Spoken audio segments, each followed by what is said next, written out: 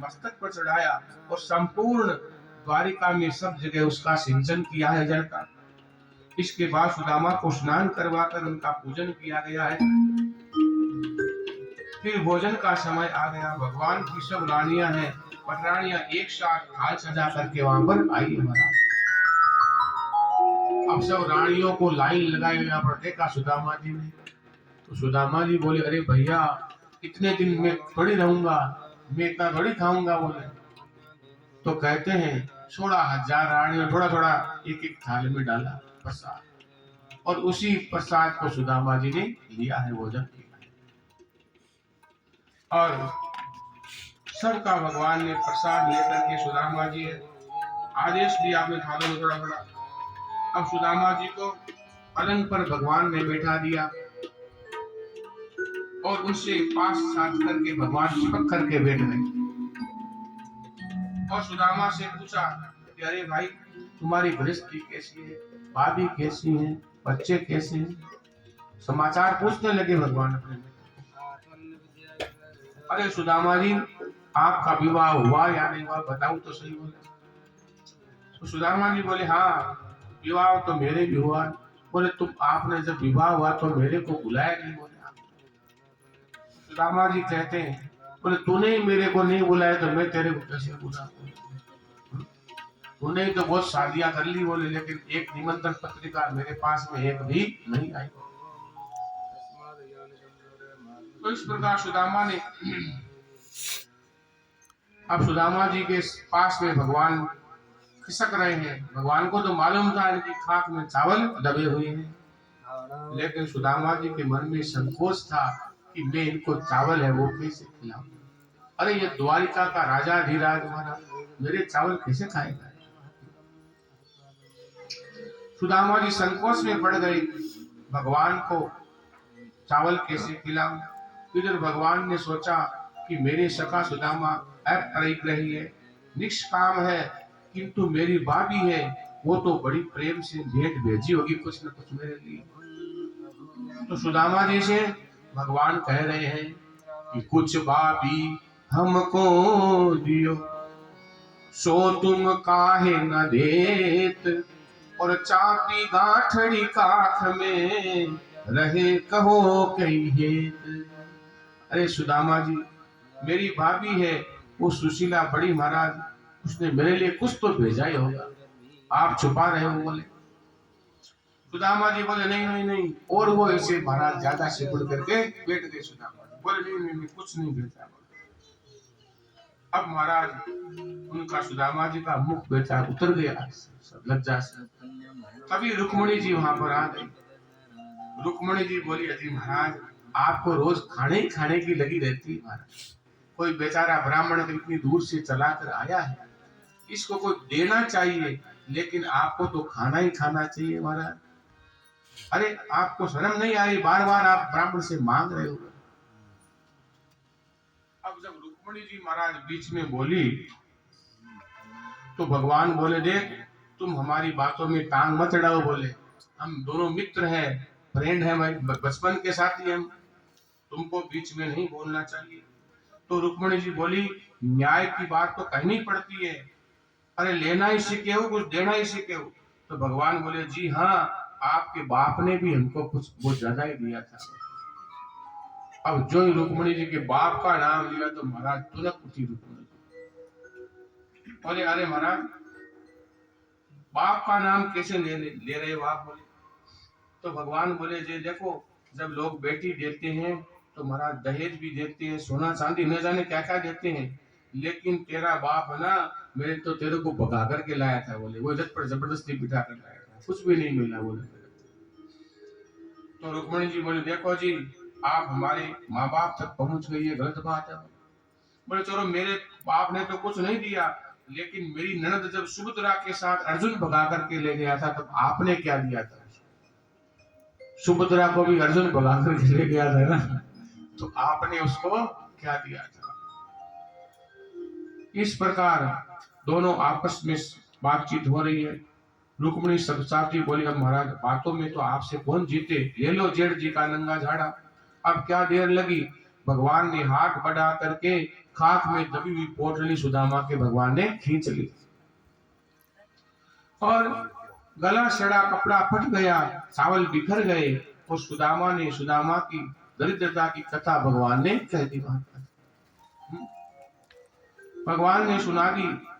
अब ये चावल है, वो कई घरों से चावल मांगे हुए थे, एक घर के नहीं थे, क्योंकि अलग अलग वेराइटी थी उसमें। कोई लंबे चावल थे, कोई पतले चावल थे, छोटे थे।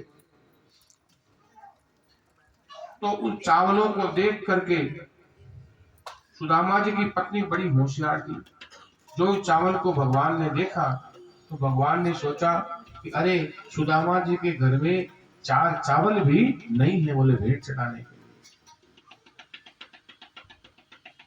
अब 5 फीट से नीचे भूमि से जहां पर सेवक सेविकाओं के पैर पड़ते हैं, वहां बिखरे हुए चिवड़े भगवान दोनों हाथों से इस प्रकार समेटने लगे जैसे जन्म जन्म का भूखा।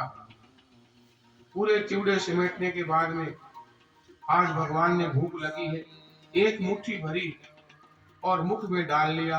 कितने मधुर स्वादिष्ट चावल है वो। अरे सुदामा, तुम इनको खाक में दाबे रखे इतनी देर तक, बोले ये तो अमृत है। रुक्मणी जी को संबोधित करते हुए भगवान कहने लगे, देखो प्रिय, कितने सुंदर चावल है, ऐसे चावल हमने आज तक नहीं खाए। अब चावल तो उत्तम मिल गए, पर दूध कहाँ? रुक्मणी जी बोली, महाराज दूध मंगवा दूं अंदर से।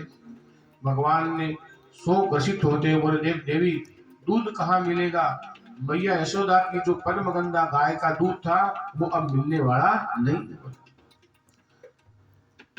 जब दूध था तब सुदामा के चावल नहीं मिले हैं? जब दूध था तब चावल नहीं मिले, और जब चावल मिला तो मैया का दूध नहीं मिला है। ऐसा कह करके भगवान ने चावल चबाना शुरू किया। पहले एक मुट्ठी चावल चबाए, फिर दूसरी मुट्ठी भरी उसको चबा गई, तीसरी मुट्ठी भरी तो रुक्मणी जी ने भगवान का हाथ पकड़ लिया कि हाथ गयो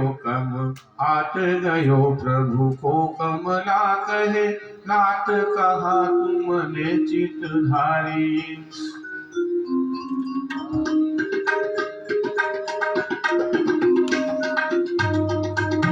चावल खाए मुठी बहु दीन, कियो तुमने बहु लोक बिचारी।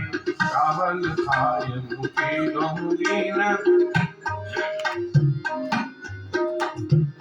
कई आप समान कियो तुम चाहत आपन होत भिखारी। कई चाहत तुम चाहत आपन होत भिखारी।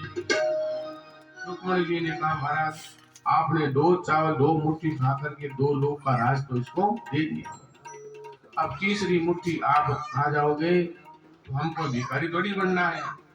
तो रुक्मणी जी ने युक्ति से काम लिया, महाराज आप अकेले खा रहे हैं, इतने वर्षों के पश्चात आपके सखा पधारे हैं और उनका अमृतोपम जो उपहार है हम सबको मिलना चाहिए। तो तीसरी मुट्ठी है जो रुक्मणी की झोली में भगवान ने डाल दी और सबको सुदामा जी का प्रसाद मिला है। सबने एक एक दाना भगवान का प्रसाद दिया है। सुदामा जी से कहने लगे, कन्हैया, अरे सुदामा जी कितने स्वादिष्ट चावल है।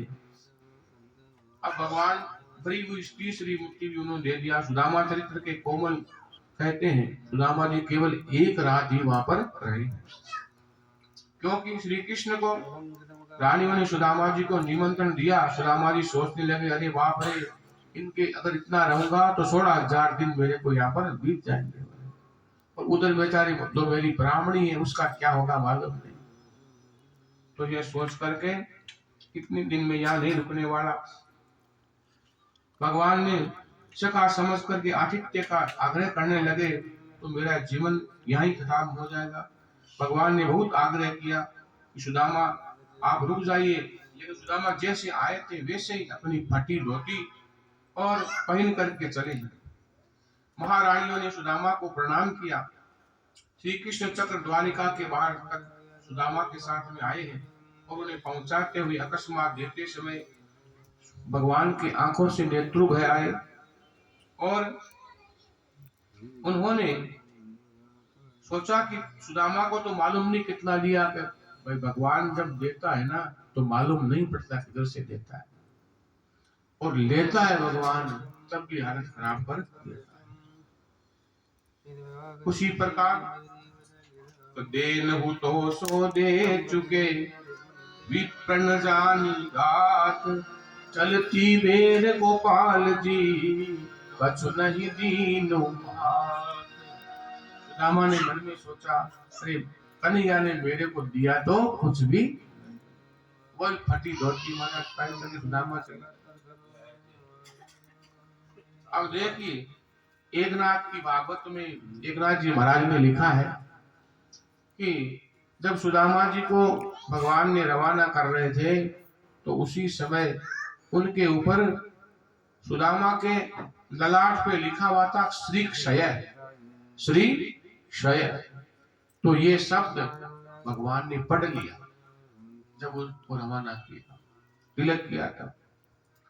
श्री क्षय का मतलब है लक्ष्मीहीन, दरिद्र, गरीब, उसका नाम होता है श्री क्षय।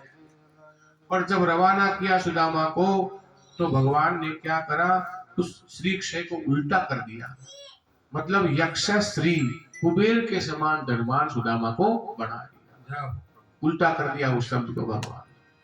क्योंकि भगवान तो भाई कर्तुम अकर्तुम अन्यथा कर्तुम है, विधाता का लेख भी भगवान मिटा सकते हैं, लेकिन भजन करने वाला चाहिए। तो इस प्रकार